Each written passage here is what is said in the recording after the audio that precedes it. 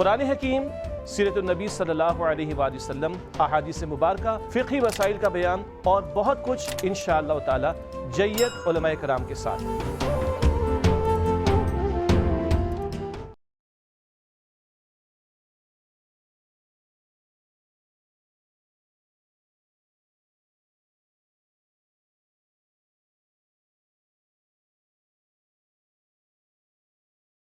نحمدہ ونصلی علی رسولہ الکریم، اما بعد، بسم اللہ الرحمن الرحیم۔ اللہم صلی وسلم علی نبینا محمد، رب اشرح لی صدری ویسر لی امری واحلل عقدۃ من لسانی یفقہوا قولی واجعل لی وزیرا من اہلی، آمین یا رب العالمین۔ ناظرین کرام، السلام علیکم ورحمۃ اللہ وبرکاتہ۔ ہم نے آغاز کی ہے سورہ آل عمران کے متعلقہ اور سورہ آل عمران کی آیت نمبر 7 سے مطالعہ آگے بڑھا رہے ہیں۔ محکمات اور متشابہات، دو قسم کی آیات کا تذکرہ آ رہا ہے۔ سورہ آل عمران آیت نمبر 7۔ اعوذ باللہ من الشیطان الرجیم، بسم اللہ الرحمن الرحیم۔ هو الذی انزل علیک الکتاب منہ آیات محکمات ہن ام الکتاب واخر متشابہات۔ وہی تو اللہ ہے جس نے آپ صلی اللہ علیہ وآلہ وسلم پر کتاب یعنی قرآن حکیم کو نازل فرمایا۔ اس میں محکم آیات بھی ہیں، وہ کتاب کی اصل ہیں، اور دوسری متشابہات ہیں۔ محکمات کا مطلب واضح، کلیئر، شریعت کے احکامات، ماں باپ کے ساتھ اسے سلوک کرو، نماز قائم کرو، زکوٰۃ ادا کرو، راہ خدا میں انفاق کرو، سود کو چھوڑ دو، یہ کتاب کی اصل ہیں، یہی تقاضے جو اللہ تعالی ہمارے سامنے رکھتا ہے۔ کچھ ہے متشابہات جن کے مفاہیم ہم پر واضح نہیں ہیں۔ اول تو ہماری کم علمی، اور پھر یہ امور غیب میں سے بہت سارے معاملات ہیں، اللہ کی کرسی کی حقیقت ہمیں معلوم نہیں، مگر یہ سب کچھ ہے قرآن حکیم میں۔ تو ہر آیت قرآن پاک کی حق ہے کیونکہ اللہ تعالی ہی نے نازل فرمائی۔ ہاں ان میں محکمات ہیں اکثر اور کچھ متشابہات ہیں۔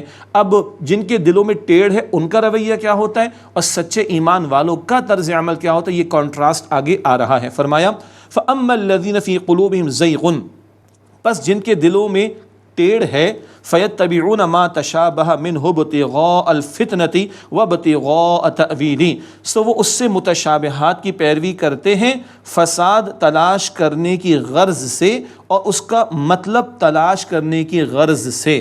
ان کے دل میں ٹیڑھ ہے، اگر دل سیدھے ہوں تو جو حکم آیا اس پر عمل کریں، کرنے کے کام کرتے نہیں، نان ایشوز کے اوپر بحثیں کرتے ہیں اور ایسے سوالات اٹھاتے ہیں کہ جن کا کوئی عمل سے، عقیدے سے، نجات سے تعلق نہیں ہوتا۔ تو فتنہ پرور قسم کے لوگ کیا کرتے ہیں، متشابہات کے پیچھے پڑیں گے، بحث میں لگیں گے، بال کی کھال نکالیں گے، اس میں سے کوئی فتنہ تلاش کرنے کے لیے، فتنہ پیدا کرنے کے لیے، یا کچھ تعویل معلوم کرنے کے لیے۔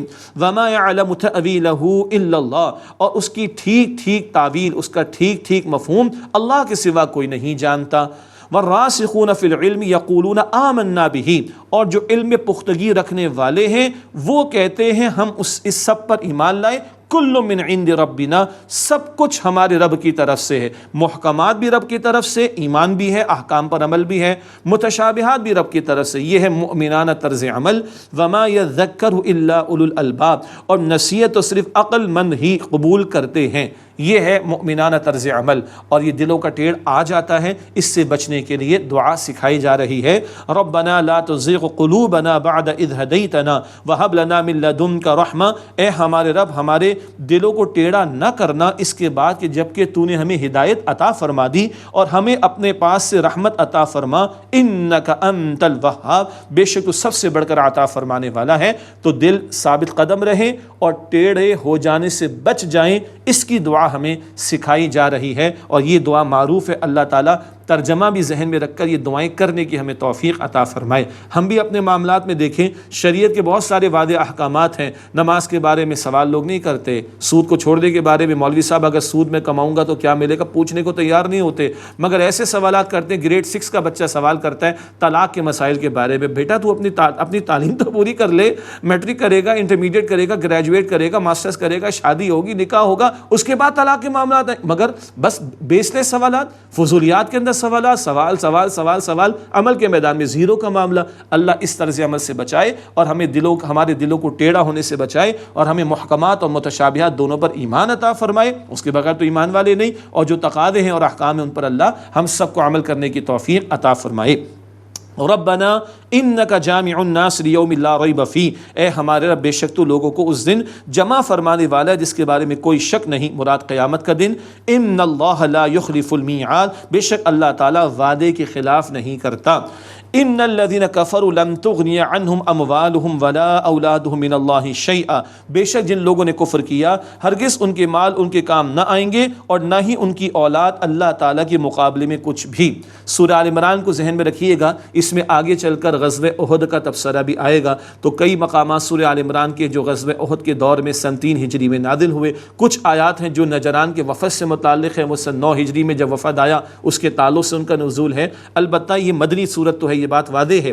اب جو کلام آیا کہ جنہوں نے کفر کیا ان کے مال اولاد اللہ کے مقابلے میں کچھ کام نہیں آئیں گے، یہ اشارہ یہود کی طرف ہے۔ غزوہ بدر 2 ہجری میں ہوا، مشرکین کو شکست ہوئی تو یہود نے مسلمانوں کا مذاق اڑایا، ابھی تو یہ تمہارا کا معاملہ پیش آیا مشرکین کے ساتھ، ان کو لڑنا نہیں آتا، ہم سے معاملہ ہوگا تو پھر دیکھنا ہم تمہیں کس طرح چت کرتے ہیں۔ یہود نے اس تکبر کا اظہار کیا، اللہ تعالیٰ فرما رہے کہ ان کے مال اولاد اللہ کے مقابلے میں ان کو کچھ کام نہیں آئیں گے۔ فرمایا وَأُولَئِكَ هُمْ وَقُودُ النَّارِ، اور یہ لوگ وہ ہیں جو آگ کا ایندھن ہوں گے، ان کے لیے اللہ کا عذاب تیار ہے۔ کیسے؟ آگے فرمایا كَدَأْبِ آلِ فِرْعَوْنَ وَالَّذِينَ مِن قَبْلِهِمْ، جیسے آل فرعون کا معاملہ ہوا اور وہ جو ان سے پہلے تھے، کذبوا بآیاتنا، انہوں نے ہماری آیات کو جھٹلایا، فاخذہم اللہ بذنوبہم، تو اللہ نے ان لوگوں کو ان کے گناہوں پر پکڑا، واللہ شدید العقاب، اور اللہ سخت عذاب دینے والا ہے۔ قل للذین کفروا ستغلبون وتحشرون الی جہنم، فرما دیجئے نبی صلی اللہ علیہ وسلم ان لوگوں سے جنہوں نے کفر کیا کہ تم ان قریب مغلوب کیے جاؤ گے اور جہنم کی طرف ہانکے جاؤ گے، وبئس المہاد، اور وہ برا ٹھکانہ ہے۔ آگے بدر کا ایک تبصرہ کر کے ان کو عبرت دلائی جا رہی ہے۔ بدر میں مسلمانوں کو اللہ تعالیٰ نے فتح عطا فرمائی تھی، اس کا تذکرہ۔ قد کان لکم آیۃ فی فئتین التقاتا، یقیناً تمہارے لیے ان 2 گروہوں کے بارے میں نشانی ہے جو باہم مقابل ہوئے۔ فئتم تقاتل فی سبیل اللہ، ایک گروہ لڑ رہا تھا اللہ تعالیٰ کی راہ میں، ایمان والے۔ وأخری کافرۃ، دوسرا کافروں کا گروہ تھا، مراد وہ طاغوت کے راستے میں، باطل کے راستے میں لڑ رہے تھے۔ یرونہم مثلیہم رأی العین، وہ انہیں کھلی آنکھوں سے اپنے سے دگنا دکھائی دیتے تھے۔ یہ ایک تعبیر اس کی سمجھ لیں، باقی سورہ انفال میں غزوہ بدر کا تبصرہ آئے گا، وہاں کچھ اور باتیں بھی آئیں گی۔ بدر کا جب میدان سجا تو کفار پر اللہ نے رعب قائم کر دیا۔ مسلمان تھے تو ان کے مقابلے میں 313، کفار تھے 1000، مگر مسلمانوں کی تعداد کو اللہ تعالیٰ نے ان کفار کو زیادہ دکھایا، 2 چند یعنی دگنا دکھایا، رعب پیدا ہوا، خوف پیدا ہوا، اور پھر مسلمانوں نے 70 مشرک قتل بھی کیے تھے۔ یہ بدر کا بیان سورہ انفال میں آئے گا انشاءاللہ۔ اس کا ذکر کر کے یہ جو بھڑکیاں مار رہے تھے یہود، ان کو عبرت دلائی جا رہی ہے۔ واللہ یؤید بنصرہ من یشاء، اور اللہ اپنی مدد سے جسے چاہتا ہے تائید عطا فرماتا ہے۔ ان فی ذلک لعبرۃ لاولی الابصار، بے شک اس میں آنکھوں والوں کے لیے عبرت کا سامان ہے۔ آنکھوں سے مراد وہ آنکھیں جو ان واقعات کو دیکھ کر، ان باتوں کو دیکھ کر عبرت حاصل کریں، تو ان واقعات میں عبرت کا سامان ہے۔ اگلی آیت میں بتایا جا رہا ہے دنیا امتحان ہے، اور اس امتحان کے دوران میں اللہ تعالیٰ نے بہت سی چیزوں میں زینت رکھی ہے، اٹریکشن رکھی ہے۔ فرمایا زُيِّنَ لِلنَّاسِ حُبُّ الشَّهَوَاتِ مِنَ النِّسَاءِ وَالْبَنِينَ وَالْقَنَاطِيرِ الْمُقَنطَرَةِ مِنَ الذَّهَبِ وَالْفِضَّةِ وَالْخَيْلِ الْمُسَوَّمَةِ وَالْأَنْعَامِ وَالْحَرْثِ، لوگوں کے لیے مرغوب چیزوں کی محبت مزین کر دی گئی، اٹریکشن ہے، مثلاً عورتیں اور بیٹے اور سونے اور چاندی کے جمع کیے ہوئے ڈھیر اور عمدہ گھوڑے اور مویشی اور کھیتی۔ جس ماحول میں قرآن پاک نازل ہو رہا ہے اس کے اعتبار سے بات آ رہی ہے۔ اس زمانے میں عمدہ گھوڑے تھے، آج عمدہ گاڑیاں ہو سکتی ہیں، اور اس کے علاوہ ایسٹس ہو سکتے ہیں وغیرہ وغیرہ۔ ان سب میں کیا ہے؟ ایک اٹریکشن تو ہے، اور یہ بھی بتایا گیا آگے ذالک متاع الحیات الدنیا، یہ دنیا کی زندگی کا ساز و سامان ہے۔ گھر گھر ہستی کے معاملات چلانے کے لیے، دنیا کے معاملات چلانے کے لیے ان سب چیزوں کی ضرورت ہے۔ عورتوں کی محبت مردوں میں رکھی گئی ہے۔ اس کو اللہ تعالیٰ نے نکاح کا پاکیزہ راستہ عطا فرمایا، فطری خواہش کی تکمیل کے لیے نکاح کا پاکیزہ بندھن اس کا راستہ عطا فرمایا۔ گھر قائم ہوگا، اولاد میسر آئے گی، گھر گرہستی کے معاملات چلیں گے، دنیا کا نظام چلے گا، یہ سب بھی ضروری ہے، اس کی نفی نہیں ہے۔ ہاں ان محبتوں کو اعتدال میں رہنا چاہیے، حد سے بڑھ جائیں تو مسئلہ پیدا ہو جاتا ہے خراب۔ اگر یہ محبتیں اللہ تعالیٰ کی محبت سے ٹکرا جائیں، یہ محبتیں اللہ کے رسول علیہ السلام کی محبت سے ٹکرا جائیں تو پھر یہ معیوب ہو جائیں گی۔ ادروائز جائز حدود میں معاملات رہیں، بندہ حلال کمائے، جائز جائز طور پر خرچ کرے کوئی حرج نہیں، نکاح کرے، بیوی بچوں کو پالے، ان کی کفالت کرے، ان کی پرورش کرے، ان کی حاجات کو پورا کرے، حلال طریقے پر کرے، ثواب ملے گا۔ لیکن بیوی اور بچوں کی جائز ناجائز ہر بات کو پورا کرنے میں حلال حرام کی تمیز ختم ہو جائے، گھر میں حرام مال آنا شروع ہو جائے، اب یہ بگاڑ پیدا ہو گیا ہے۔ یہ کیا؟ ذالک متاع الحیات الدنیا، یہ دنیا کی زندگی کا ساز و سامان ہے۔ واللہ عندہ حسن المآب، اور اللہ تعالیٰ کے پاس عمدہ ٹھکانہ ہے۔ دنیا ضرورت ہے، آخرت مقصود ہے۔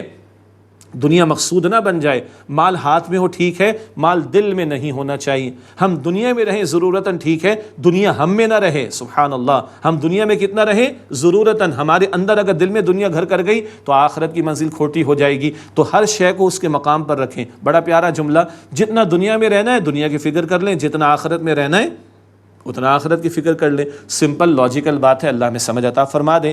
قل انبئکم بخیر من ذالکم، اے نبی صلی اللہ علیہ وسلم فرما دیجئے کیا میں تمہیں اس سے بہتر بتاؤں؟ یہ دنیا کا ساز و سامان تو عارضی فانی چند روزہ ختم ہو جانے والا ہے، اس سے بہتر کیا ہے؟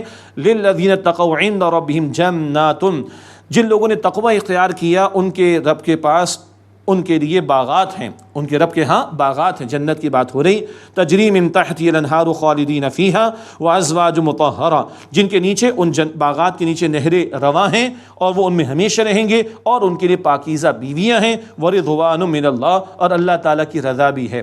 سب سے آخری دو نعمتیں جو جنت میں ملنی، پتہ ہے کیا ہے؟ ایک اللہ کی رضا، اور ایک اللہ پردہ ہٹا کر اپنا دیدار کرائے گا۔ اللہ اکبر، ہمیں شوق ہے ورضوان من اللہ، اللہ کی رضا بھی ہے۔ سبحان اللہ، اللہ اس کا ذوق و شوق عطا فرمائے، اللہ ہم سب کو جنت الفردوس عطا فرمائے، اللہ تعالی ہم سب کو اپنی رضا عطا فرمائے، اللہ تعالی ہم سب کو اپنا دیدار نصیب فرمائے۔ اسی کی محنت ہے جو دنیا میں کرنی ہے، اور یہ مہلت کبھی بھی ختم ہو سکتی ہے موت کے آتے ہی۔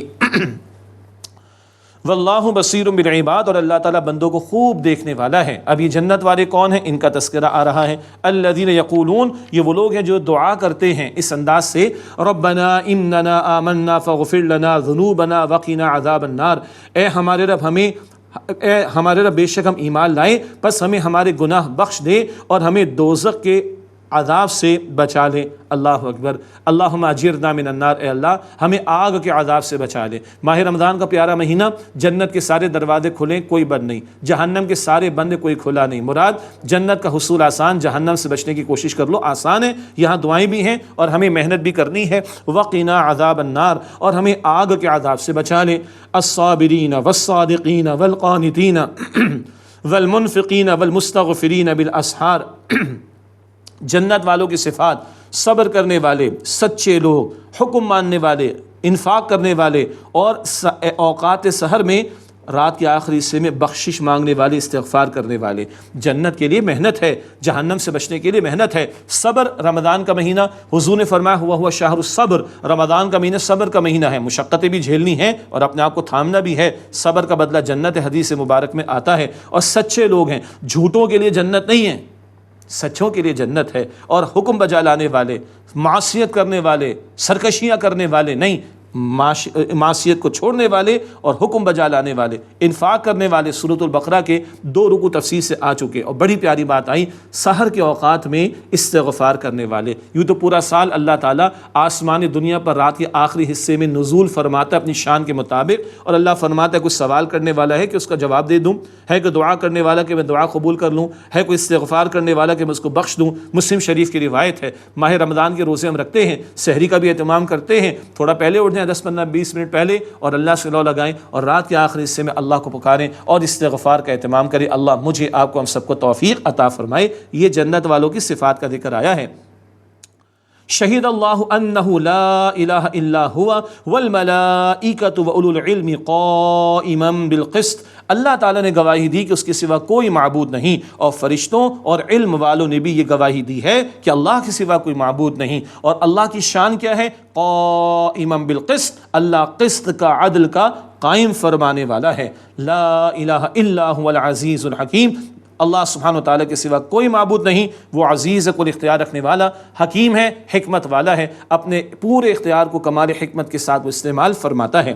ان الدین عند اللہ الاسلام، بے شک دین تو اللہ تعالیٰ کے نزدیک فقط اسلام ہے، اسلام دین ہے، انگریزی کا ریلیجن نہیں ہے۔ یہ غلط فہمی ہے، انگریزی کا religion by default it deals with the personal affairs of life only.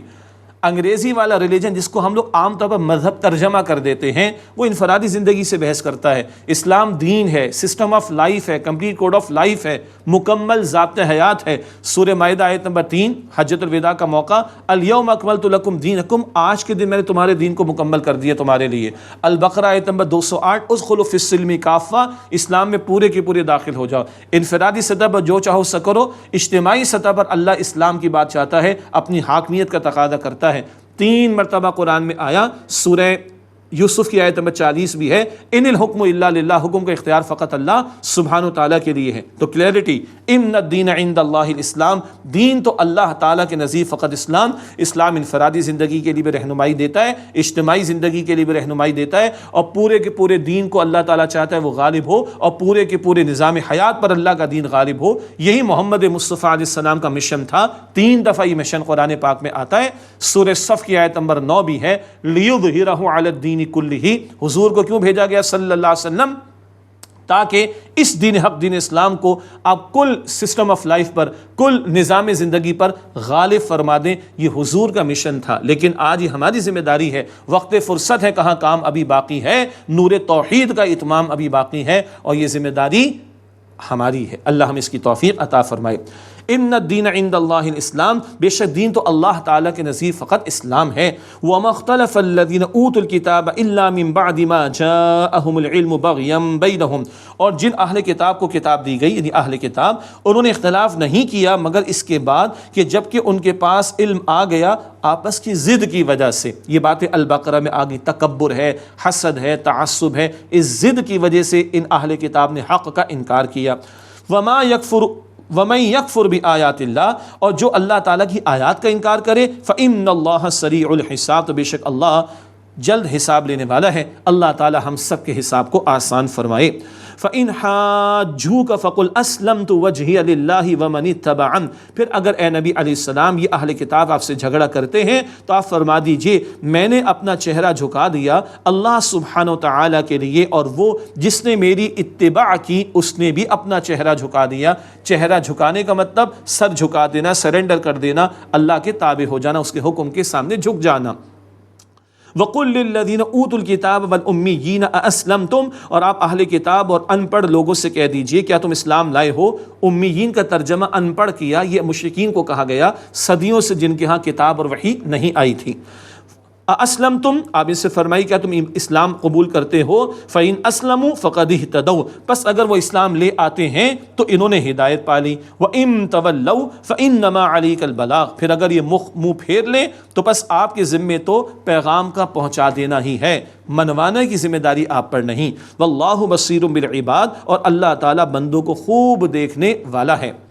ان الذین یکفرون بآیات اللہ ویقتلون النبیین بغیر حق، بے شک جو لوگ اللہ تعالیٰ کی آیات کا انکار کرتے ہیں اور انبیاء کو ناحق قتل یعنی شہید کرتے ہیں، ویقتلون الذین یأمرون بالقسط من الناس، اور انہیں قتل کرتے ہیں جو لوگ عدل کا حکم دیتے ہیں۔ اللہ اکبر، ان کے لیے فرمایا فبشرہم بعذاب علیم، پس انہیں دردناک عذاب کی خوشخبری سنا دیجیے۔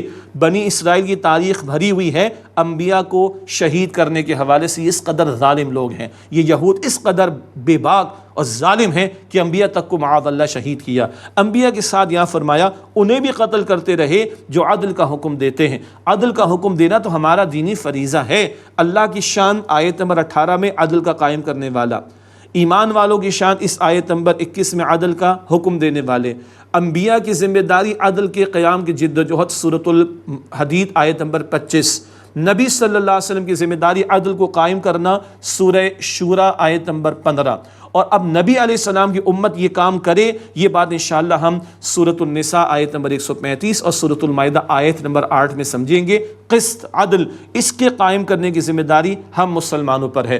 دنیا سے ظلم کا خاتمہ ہو اور عدل کا نفاذ ہو، یہ ہمارے ذمے ہے، مگر ظالم اور جابر لوگ تو عدل کی بات کرنے والوں کو قتل یعنی شہید کرتے رہے۔ کیوں؟ عدل کی بات تو حق کی بات ہے، حق کڑوا ہوتا ہے، اور جن ظالموں کے مفادات پر ضربیں پڑتی ہیں وہ آگے بڑھ کر حق والوں اور عدل کی بات کرنے والوں کو روکتے ہیں، حتیٰ کہ قتل یعنی شہید تک کرتے ہیں۔ ایسے ظالموں کے لیے کہا جا رہا ہے اے نبی ان کو فرما دیجئے فبشرہم بعذاب علیم، انہیں دردناک عذاب کی خوشخبری سنا دیجیے۔ کوئی خوشخبری اگر ہے بھی تو ان لوگوں کے لیے دردناک عذاب کی۔ اولئک الذین حبطت اعمالهم فی الدنیا والآخرہ، یہ وہ لوگ ہیں جن کے اعمال ضائع ہو گئے دنیا میں اور آخرت میں۔ وما لهم من ناصرین، اور ان کا کوئی مددگار نہیں ہے۔ الم تر الی الذین اوتوا نصیبا من الکتاب یدعون الی کتاب اللہ لیحکم بینہم، کیا آپ نے ان لوگوں کو نہیں دیکھا جنہیں کتاب کا ایک حصہ دیا گیا، یہود کی طرف بھی اشارہ، وہ اللہ تعالیٰ کی کتاب کی طرف بلائے جاتے ہیں تاکہ ان کے درمیان فیصلہ کر دیں۔ ثم یتولی فریق منہم وہم معرضون، پھر ان میں سے ایک فریق پھر جاتا ہے اور وہ ہیں اعراض کرنے والے۔ مطلب کی بات ملے گی تو حضور کی بات بھی مان لیں گے صلی اللہ علیہ وسلم، لیکن مطلب کے خلاف ہو تو انکار کرتے، اعراض کرتے ہیں۔ ذالک بانہم قالوا لن تمسنا النار الا ایاما معدودات، یہ اس لیے کہ وہ کہتے کہ ہمیں جہنم کی آگ ہرگز نہیں چھوئے گی مگر گنتی کے چند دن۔ یہ ان کی خوش فہمی تھی، البقرہ میں بھی بات آئی ہے۔ وَغَرَّهُمْ فِي دِينِهِمْ مَا كَانُوا يَفْتَرُونَ، اور انہیں ان کے دین کے بارے میں دھوکے میں ڈال دیا اس نے جو وہ باتیں گھڑتے تھے، خود ساختہ باتیں گھڑ لیں، اپنے آپ کو اللہ کا چہیتا قرار دے دیا۔ سورۃ المائدہ کی آیت نمبر 18 میں ہم پڑھیں گے، کہتے تھے یہود و نصارہ نحن ابناء اللہ وحباہ، ہم تو اللہ کے بیٹوں کی طرح ہیں، چہیتے ہیں، ہم اللہ کے پسندیدہ ہیں۔ اللہ کہتا ہے پھر تمہیں عذاب کیوں دیا جاتا ہے؟ خوش فہمی تھی، وشفل تھنکنگ تھی، ان کی حرکتیں تھیں، اس پر قرآن کہہ رہا ہے دھوکے میں ڈال دیا ان کو ان کے دین کے بارے میں اس بات نے جو وہ خود سے گھڑتے تھے۔ فرمایا فَكَيْفَ إِذَا جَمَعْنَاهُمْ لِيَوْمٍ لَا رَيْبَ فِيهِ، پس کیا حال ہوگا جب ہم انہیں اس دن جمع کریں گے جس میں کوئی شک نہیں، قیامت کی پیشی۔ وَوُفِّيَتْ كُلُّ نَفْسٍ مَا كَسَبَتْ وَهُمْ لَا يُظْلَمُونَ، اور ہر شخص پورا پورا پائے گا وہ کہ جو اس نے کمائی کی، مراد اس کا بدلہ، اور ان کی حق تلفی نہیں کی جائے گی۔ سب کچھ قیامت کے دن پیش ہونے والا ہے۔ فَمَن يَعْمَلْ مِثْقَالَ ذَرَّةٍ خَيْرًا يَرَهُ وَمَن يَعْمَلْ مِثْقَالَ ذَرَّةٍ شَرًّا يَرَهُ، ذرہ برابر عمل بھی ان ریکارڈڈ نہیں ہے، سب کچھ ریکارڈ پر ہے۔ اللہ تعالی ہم سب کے حساب کو آسان فرمائے۔ اگلی آیات توحید کا بڑا پیارا خزانہ، اور اس کا ایک پس منظر یہ بھی ہے کہ نبی صلی اللہ علیہ وسلم نے صحابہ کرام کو رضی اللہ تعالی عنہم اجمعین آئندہ مستقبل میں روم اور ایران کی فتوحات کی خوشخبریاں سنائیں تو لوگوں نے اعتراض کر دیا، مشرکین کی طرف سے بھی کچھ اعتراض، یہود و نصارہ کی طرف سے بھی، کفار کی طرف سے اعتراضات آئے، تو اللہ تعالیٰ بتا رہا ہے کہ اللہ کے ہاتھ میں کل اختیار ہے، جس کو چاہے وہ عطا فرمائے۔ ایک پس منظر، اور ایک پس منظر یہ ہے وہ جو نجران کا وفد آیا تھا جن سے ڈائلاگ کا ذکر آگے آئے گا، نصارہ کا ڈیلیگیشن، اور ان کی غلط عقائد کا رد حضور فرمائیں گے صلی اللہ علیہ وسلم، ان کو ایک پریشانی ہو گئی۔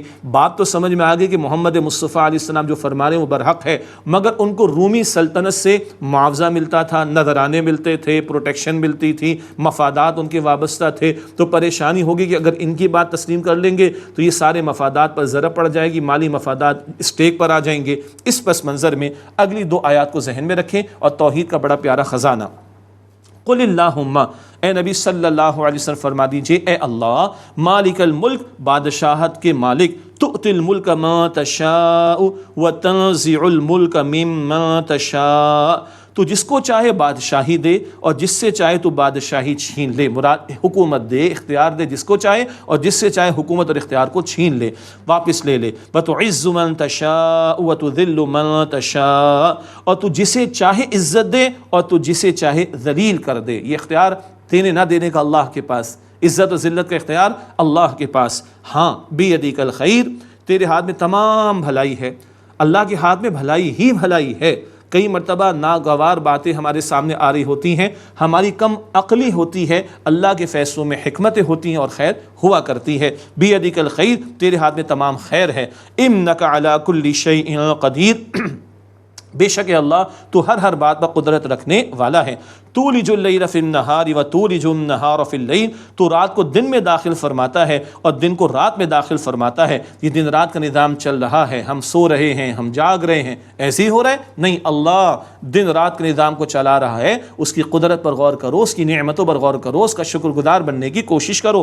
وتخرج الحی من المیت وتخرج المیت من الحی، اور تو بے جان سے جاندار کو نکالتا ہے اور جاندار سے بے جان کو نکالتا ہے۔ بہت پرانی سی بات ہے، انڈے سے چوزا نکل آیا اور مرغی سے انڈا۔ اب آپ مجھ سے یہ مت پوچھیے گا کہ پہلے انڈا کہ پہلے مرغی، یہ تو ایک لا ینحل مسئلہ ہے، لیکن بے جان سے جاندار اور جاندار سے بے جان، یہ سادہ مثال ہے۔ اللہ ایک مردہ قوم کو زندگی دے دے، اللہ اکبر، اور ایک عروج والی قوم کو مردگی دے دے، مردہ کر دے، یہ بھی جاندار اور بے جان کا تصور ذہن میں رہے۔ وَتَرْزُقُ مَن تَشَاءُ بِغَيْرِ حساب، اور جسے تو چاہتا ہے اے اللہ سبحانہ وتعالیٰ بے حساب رزق و عطا فرماتا ہے۔